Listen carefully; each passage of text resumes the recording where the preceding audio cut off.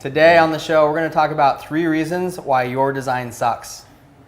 Or your design? Your design. Your design. Why your design might suck. Might suck.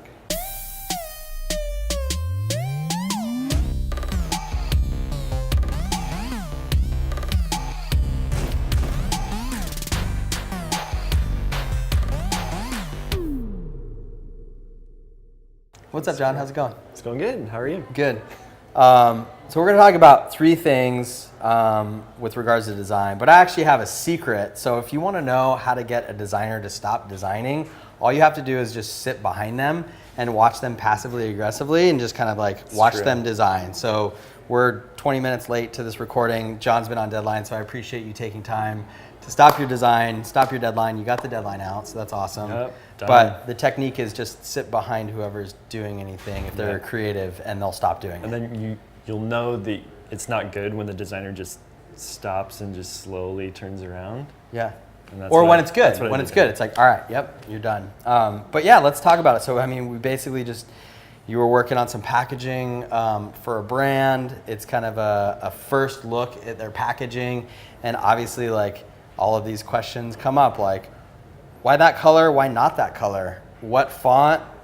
Do we use font? Like, is there a logo? So, like, all of the things, right? And all of those decisions to make. So, I don't know, like, maybe talk through the process a little bit in terms of designing that packaging. So, I guess this client came to us.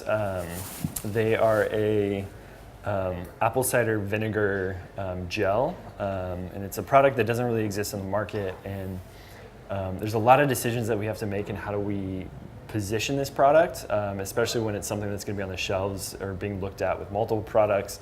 And so a lot of that goes into the packaging. And one of the conversations that we were having was, okay, how do we make it look like this thing actually works, but also make it look like that it's clean, all natural, organic, and there's only 3 ingredients in it. And those 2 spaces are designed very differently. And so how do we kind of combine those into speak that it works and it's all natural without it looking like it came off of a farm or it's chocked full of random chemicals? Right. And the main thing is just like, how does this function? How does the design function? So if it's an older demographic or consumer, are they going to be able to read it from a couple feet away? Are we going to require them to pull out their spectacles and read this thing based on the design decisions to have small font that's really cool looking, or not, right? Yeah, so we pretty much start with kind of those values of, what is it we're trying to do and accomplish, and kind of flesh all that out. It has to be readable for the older demographic. It's all natural. There's nothing we're trying to hide in terms of the ingredient list. And it's actually a value proposition that there's so few ingredients in it. So how can we capitalize on that? And so all of those things we kind of, look at and think about before even starting the design process. Right. And then once we do the design process, one of the biggest things, and I think one of the biggest takeaways, is that every single element on that, in terms of it being a functional design, everything's communicating something. And it's either touching on one of those values or it's pulling away from one of those values. So once we have those values defined, it's easier to then make those decisions in terms of, that doesn't work. Like, it may look good, but it's not communicating what we're trying to actually communicate. Right. So first thing is function. Does it function? Can you read it? Does it communicate the value prop, or just the thing that you need to communicate in the packaging, right? Like, so number 1 is function. The second thing we were talking about is type, and how, like, font is such a it's a simple thing, but it's a really difficult thing to do right. And so I don't know if you have thoughts on like font choosing and selection. Yeah, one of the things I've realized in my experience as a designer and even working with other designers is that it's really, type is one of the things that people think they can do because they make Word documents, they make, ads, or they make Instagram memes, but it's one of the hardest things to design and make look really good when you're just working with type. And so one of the things we ran into with this product was that if it's going to be clean and sleek and a modern design without a whole lot of busy elements or design elements, that it's all of that design and aesthetic is resting on the type.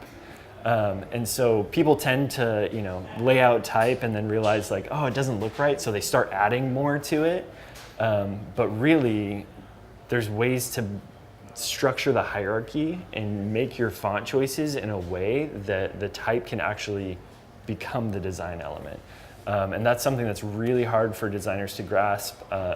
It's something that takes a lot of thought that you can't just lay it out and just assume because you picked the right font that it's going to work. You have to think about the font weight, the font color, and not necessarily color in terms of like red, blue, or green, but just maybe making it a little bit gray and hiding that a little bit, or pushing it further with size. So all of that stuff in terms of letter spacing too, that's a big one that can actually lead the eye to an element more when it's spaced out, or hide it when it's more condensed. Right, and you said like leading the eye, so it's almost like the dashes on the road. Like when you're driving, there's yellow and white, and those guide you in a certain direction. You know the rules of the road based on the color and the spacing and the size of the lines. It's just an object, right? And so thinking about type as a way to really guide your eye through the information in a way that's functional, right? In a way that really connects with people so that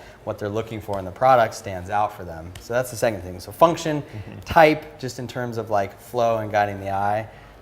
And then the third thing I think is just like unifying, right? So like even looking at the logo. And in terms of like the type kind of goes into this, when we looked at the type and like just how a person's brain is conditioned to look at the lines on a road or various things that we take in our environment, your brain's conditioned to think a certain way. And so when we think about design, especially when it comes to packaging, certain things, the person who's experiencing that design has these expectations of where to find certain information, what something should look like when it's a certain way or trying to communicate a certain thing. And if that changes at all throughout the course of the design, you throw them off.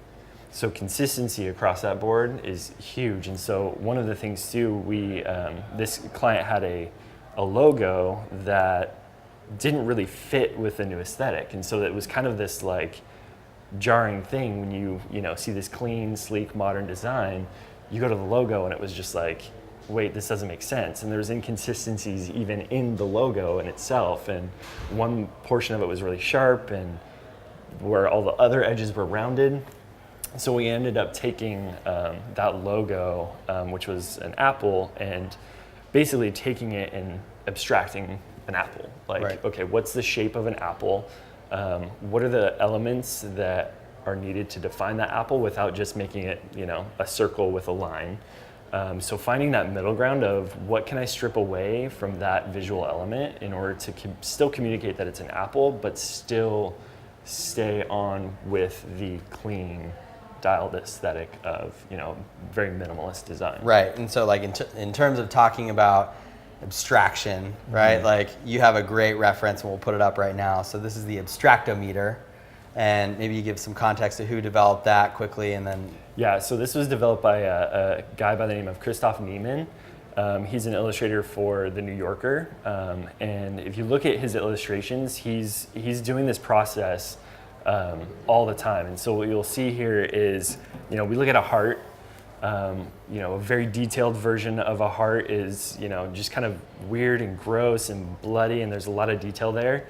But if you go all the way onto the other side of the spectrum, it doesn't. If I just showed that to you, you wouldn't understand that that's a heart because it's a square with some lines through it for the arrow. And so you find that middle ground of what gets that communication across in the most effective and efficient way without being too distracting, but still communicating everything you're trying to communicate. Right, which is really the solve to the apple. How do you make it cohesive and find that nice balance of abstraction? So function, right? Use of text in terms of guiding the experience in the design. And then the third thing is like cohesion and bringing all those elements together, which having tools like the abstractometer can help that. Yeah, so absolutely. There you go. If those three things don't really line up, then maybe your design sucks. That's what we think about all day long.